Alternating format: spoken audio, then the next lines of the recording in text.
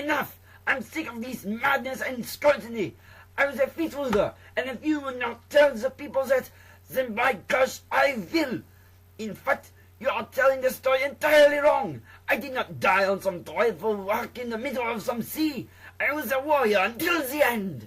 No, you weren't. You lost your entire empire and died of humiliation and shame. And not to mention arsenic poisoning, which was one theory. No. Now let me tell the story.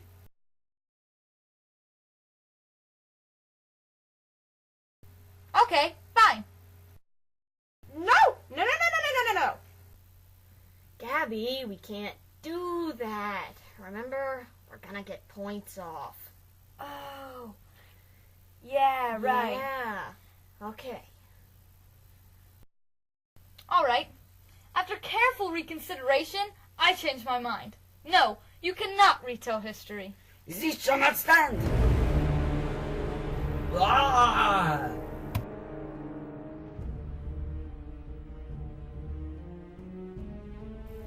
Ah!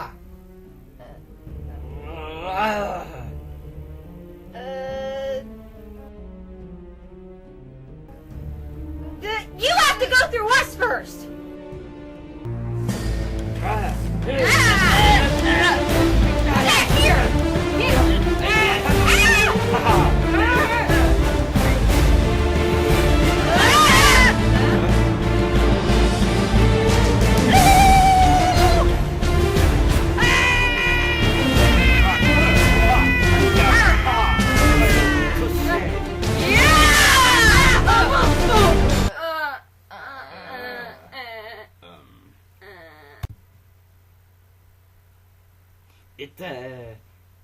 It seems like I have won.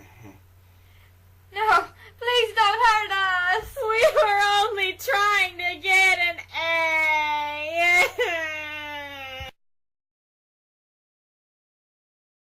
Due to trying to stay true to Napoleon's character, he has captured and imprisoned us, making us his slaves to his bidding. We tried, Miss Reynolds! Enough of that! Now you will all see what history was really like, not the buffoonery these two insolent fools have portrayed. You see, these two have been misled in the invasion of Russia. Why would I, being of knowledgeable upbringing, choose to invade Russia whilst I had the Peninsular Wars to consider?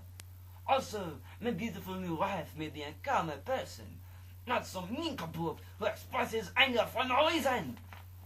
Only a fool would try to fight two wars at once.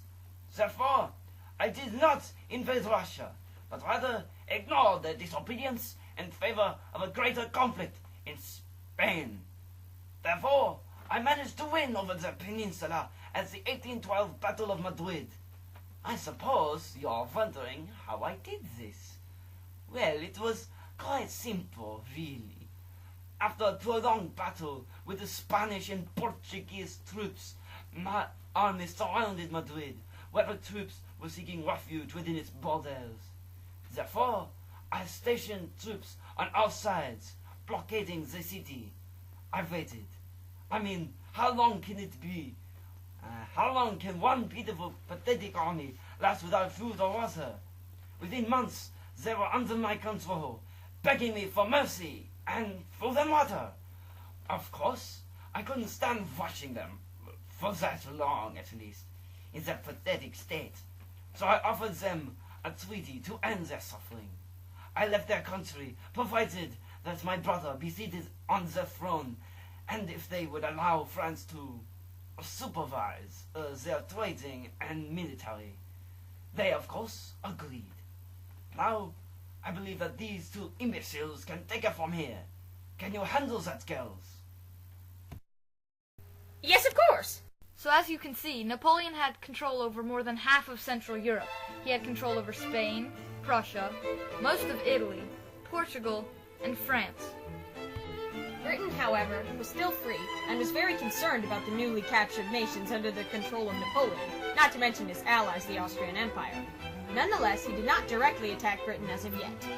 Under the decree of Rome, Napoleon gained control of the Italian states and declared himself the Confederation of the Rhine Protectorate. However, Portugal still rebelled, and in 1813 Napoleon blockaded the country.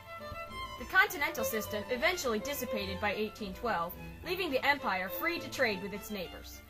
But then on March 23, 1815, an assassin of unknown origins attacked Napoleon and his family in Paris.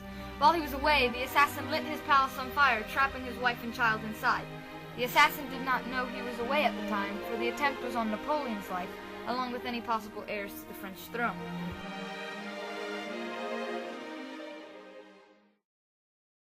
Consequently, the assassin later died of yellow fever.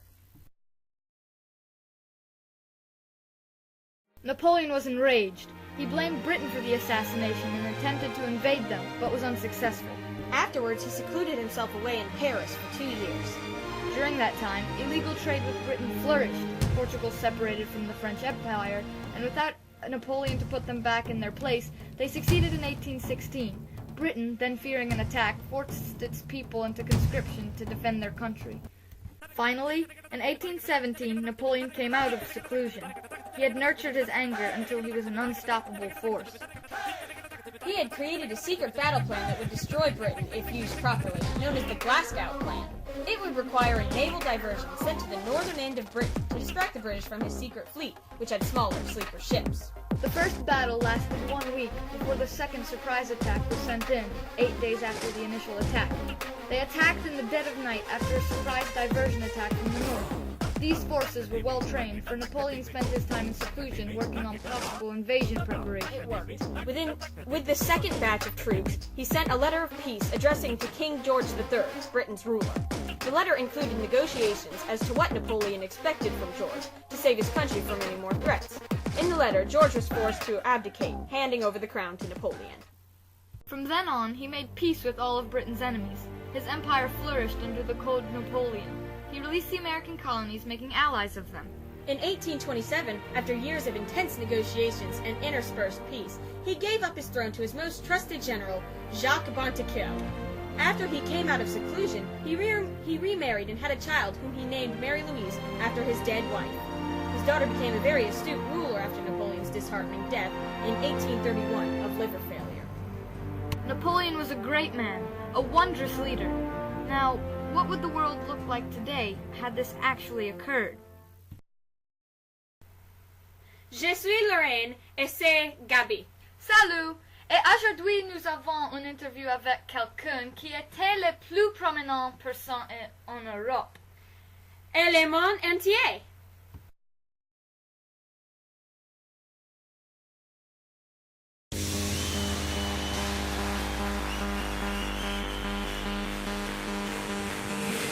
This is my melody, and it's just the raver's fantasy. But I know if you're